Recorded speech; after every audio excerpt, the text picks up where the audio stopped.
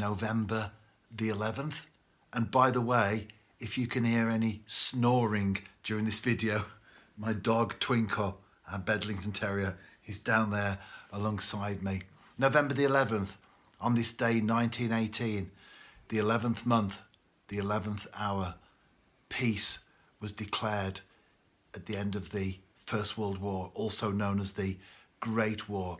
And this is a time when we do remember, we do look back, and not just to that particular conflict, but others before and after. I've got some photographs here that are great memories. I wasn't there at that particular time, but because it's through my family timeline, in particular my wife's, then they do mean a lot to us, especially on a day like today. This is my father-in-law, Tom. He has been dead now over 10 years, and that's something that we reflect on as well.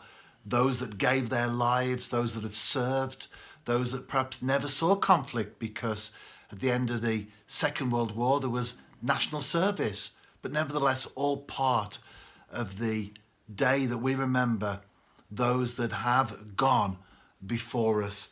And the first couple of images, the first couple of photographs, this is, Tom wrote on the back, I'm all decked up for drill parade. He was in Singapore, and you can see there, getting ready for drill parade. And then there's one of them marching along. And those are typical images that we would expect to see from a military situation, a soldier there in his clothes, and his military clothes, of course, and then the ones marching along. But the angle that I'm coming from is also a different one, perhaps, to what you would normally expect, because this is another photo that is in the album. Those are the lads out there in Singapore. They're having fun. And I think we can forget sometimes that where there's fighting and warfare and killing, and even if it's in peacetime, just discipline and all of the stuff that we associate with the military, nevertheless, this is what makes it tick. Friendship, companionship, knowing that in the event that you are out there in a situation, that you've got your friends alongside you. And one of the things back to the First World War, people joined from their local area. So whereas now the British Army would pull people in from right across Britain, back then regiments were very local. In fact, they were known as PALS regiments in some parts of the country, where people joined up from their own local area.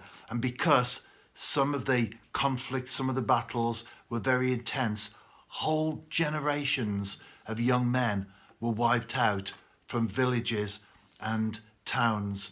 If you do follow my blog entries regularly, you know that last Sunday, Remembrance Sunday, we weren't at Tipton Family Church, where we based, due to the lockdown, of course. But the week before, when we were there, I read out the names of the young men that went from that church, Park Chapel in Tipton, Staffordshire.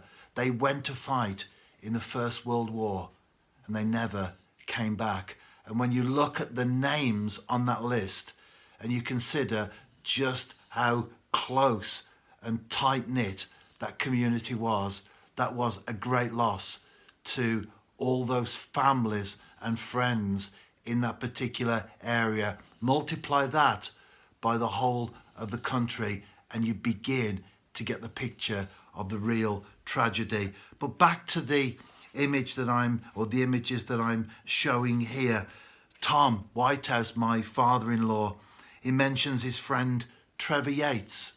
Tom has been dead more than 10 years, as I said earlier, and probably most of the people in these images have also passed on. If not, they would be quite old now, well into their 80s.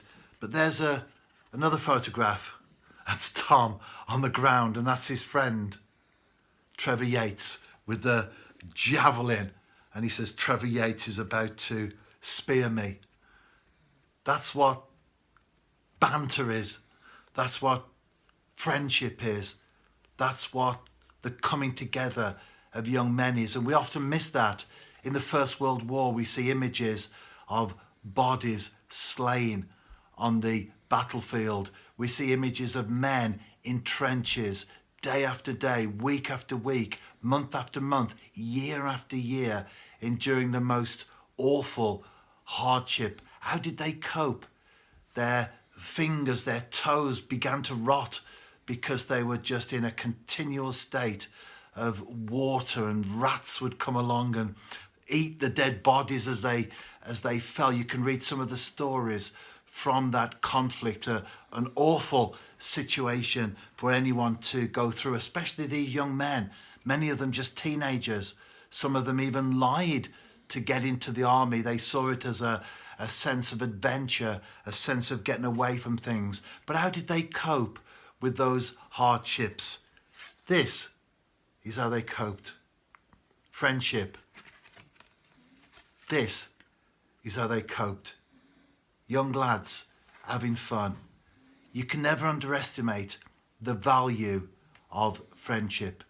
But back to today, which of course is what it's all about. We do honour and remember those who have gone before us. Gone, but not forgotten.